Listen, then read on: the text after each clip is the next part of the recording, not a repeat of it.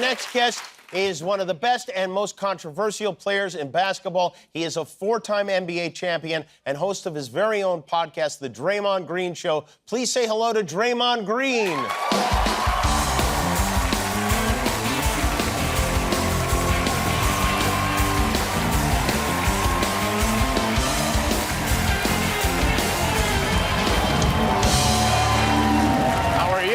I'm amazing. How about you? I'm doing well. Thanks for asking. You know, I wanted to ask you first about the series that we've been watching. When a team is down 0-3, is there really any optimism? Well, so you can look at it two ways. Obviously, you can look at it through the lens of Boston, or you can look at it through the unrealistic lens of Dallas. Okay. Dallas, they're in the locker room like, hey, man, listen, we got nothing to lose. So let's just go out here and play free. And if we get one win, it changes everything. The pressure goes to them, right? False hope. If you're Boston, you're going in like, hey, we know they can't, like, you're not going to say we know they can't beat us. What you're going to say is, listen, let's go out, let's take their punch. We know they're going to come out and fight. No one wants to get swept. We take the punch, we stay in there. Then we'll get to halftime. We get to halftime, take one more punch, and we're home free. So it's two totally different things. One is real. One is fake. And that's just really something that experience teaches, right? Absolutely. And quite frankly, as you know, I've been on the wrong side of it a couple times. Yeah. Been on the right side of it 4 times. You've been on the right side 4 times. You've won 4 titles. You lost in the finals 2 times. Which is worse, losing in the finals or not being in the finals at all? I'd rather not be in the playoffs at all. You'd rather not even make the playoffs? Well, look at this, Jimmy. Oh, wow. You say I get about a 17-week summer. If you go to the finals, it's 9. So if you go to the finals and lose, you get the same 9 weeks that the Boston Celtics tonight are going to get. I see. And if I get the same 9 weeks and I lose, no one remembers I lost. So I'm going to try to take a small break because you're exhausted when it ends. Right, bet. And then everyone's expecting you to get better, come back in better shape. And it's like, dude, I just had the same 7 weeks off that Boston had. Now, on the flip side, you got the championship team, and they get a pass for 2 weeks. They get to be complete idiots, drink whatever they want, wherever they want, whenever they want. Right, yeah, right. And you just get a pass. Then they come back not in great shape, but everybody's like, oh, they won the championship, they're tired. But remember, I had the same 9 weeks they had. And so it's the absolute worst thing you can do, losing in the NBA Finals. That's such an honest way of looking at it. Really, I've never heard anybody speak like that about it. So the guys that get there and act like, oh, man, it was such a great experience, they're lying to you. Okay, all right. Worst experience. It's good for me to know. Absolutely. You were suspended 2 times this season for a total of 17 games. That's it. And 17 games, which is a lot of games, you right? Oh, it felt like way more. So then they made you go, which is somewhat extraordinary, to some kind of, what do they call it, like mandatory counseling? Well, it was kind of mandatory, kind of not, but I had to do it. There's no kind of mandatory or kind of not. There is mandatory and there's non-mandatory. Well, let's face it, Jimmy. We have HIPAA laws in America, so you can't make me go, but I had to go. I see, you had to go. I had to go. But here's what I'm curious about. Like, this is a very specific world. Like, people go to counseling and, you know, have this or that or whatever. Like, what do they say to you? I mean, you're a basketball player. Is like Dr. Rodman your counselor? Like, how does it even work? Well, it's very interesting because I talked to my therapist and I'm like, hey, like, I keep getting suspended. I really got to get a grip on this. And he's like, all right, great. So what's your plan? If you've ever been in therapy, like you're kind of just talking through your own stuff. Sure. And he's like, what's your plan? And I'm like, well, I'm just not going to talk to referees at all. He's like, well, that's going to be like, I mean, that's awful. And so then I'm like, well, maybe I can find someone on our sideline to explode on if I need to kind of just get my words out. It's like, yeah, well, the camera's going to turn to you and the whole world going to think you're losing your mind.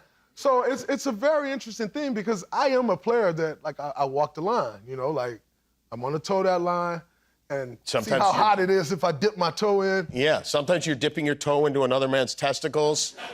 Yeah. in a hard way.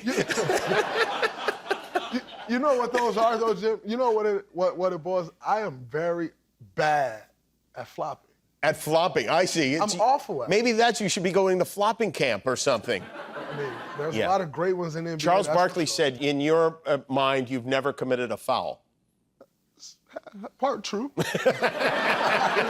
I don't think. Do you like being the villain? Do you like being the guy that the other fans boo? I must say, I thought I'd get booed walking out here. So I really appreciate it. Oh, no. I really appreciate it.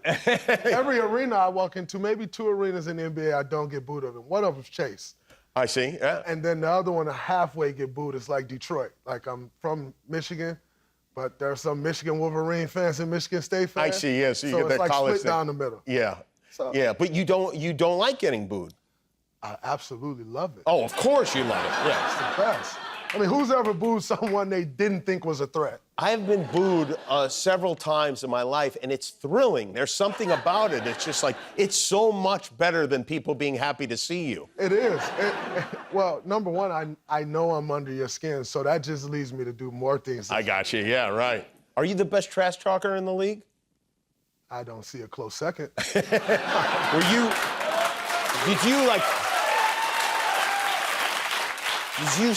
Did you start talking trash like before you were a big star, or did you wait until you were a big star? So growing up in Saginaw, Michigan, there's one way to play basketball. You have to talk. And so when I come into the league, I come in and, you know what? I remember I walk in the locker room the first day. I'm sitting next to Steph and Clay, and I'm like, yeah, we're gonna talk trash to everybody. And they was like, man, like, you on your own. We don't really do that. I'm like, y'all better talk trash with me or we gonna have a problem. And so I go out, being the dumb rookie that I am, and I try to trash talk Kobe Bryant. Great. Now, mind you, I get in the game, I probably played 24 seconds that game. I get in the game for a defensive stop to take us into overtime and regulation. And, you know, most people run a play like, you pin down here, you pin down there, we're trying to get somebody else, but Kobe just flashed to the ball. And so he flashed to the ball, and it's me and Kobe, mano a mano. And I lock up, I get to sitting down. We know what shot Kobe going to, shimmy, fade away over the left shoulder, he missed.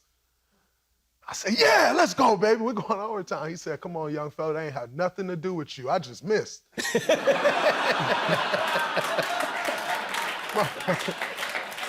And, you know, so you give him back like, yeah, all right, like, you know I locked that up. And meanwhile, he just walk away looking like, man, whatever. And it hurts. Yeah. It hurts. It's a different kind of trash talk where you're just talking reason. Well, before that game, you know, it was my first time playing against Kobe. Before that game, I missed all my pregame stuff because I watched this whole pregame warm-up starstruck. Like, you have a pregame shooting, I sat there like this the entire time. And I just watched it starstruck. I missed everything I was supposed to do in the back. And then we had that moment, and he leave me feeling like trash. It was unbelievable. I just wanted to mention Jerry West, because I know you had a close relationship with Jerry West, who just passed away. What kind of a person was he to you? He was absolutely incredible to me. Me and Jerry had a great relationship. I'm super close with Johnny, Jerry's son. Son, yeah. And, you know, one thing I loved about Jerry was he'd tell me, Draymond, they're going to pay you. Relax. Like when you're in a contract, listen, I'm telling you right now, they're going to pay you. You just relax. Do what you need to do. Okay, Jerry has this thing. He go, okay, after everything he says. Mm-hmm. And you know, to get that from him, like he would give me all the things that I would do great, and he'd support me.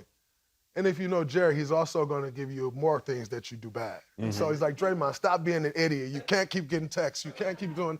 And he'd critique you, and it was like the biggest honor in the world. You know, to get critiqued or to get love from the logo, like, this is the guy who we all grow up, like, you see that NBA logo, you want to play in the NBA.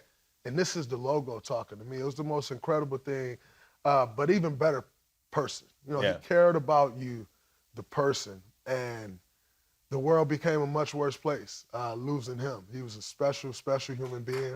I'm honored. Thank you for sharing that. Draymond Green, everybody. The Draymond Green Show. It's on YouTube and everywhere pods are cast. Thank you, Draymond. We'll be back with Lucky Day.